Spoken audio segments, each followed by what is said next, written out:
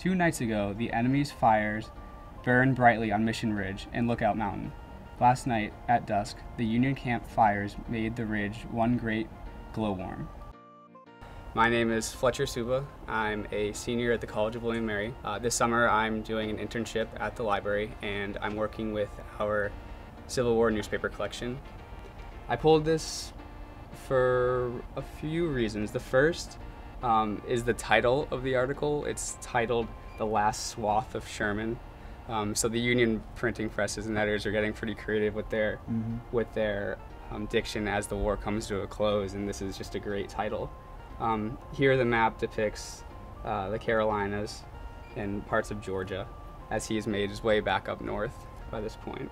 This is a first edition of the Daily Citizen newspaper from July 2nd, 1863, and this was a Confederate newspaper that was printed on the back of wallpaper.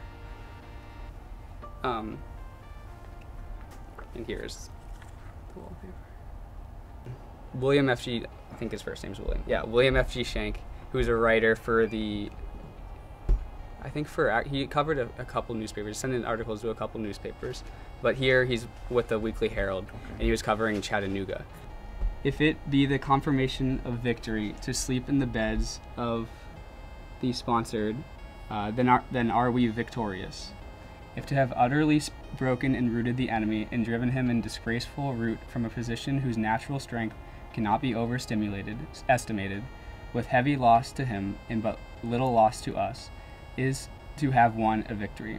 I do think they're more fact-based than the newspapers we read today. These newspapers, their audience was so consumed by the Civil War because most of their relatives, their husband, whatever, fathers, brothers were out fighting in the war. So they used newspapers as a source of tracking them, as following them around, seeing where they are. That's why I think why they generally have a big map on the front so they can track where their loved ones are going. And I would say the coolest part about actually being here is actually working with the newspapers, unlike microfilm or being on a computer all day. The library welcomes interns from multiple universities and colleges every summer, and we're so grateful for their contributions. We try to round out their experiences by offering discussions and tours that they can optionally participate in.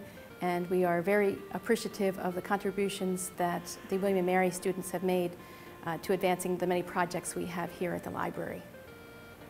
But there was more than one on the ridge yesterday afternoon who, as they saw the enemy flying and the moon rising, thought of the son of Austerlitz.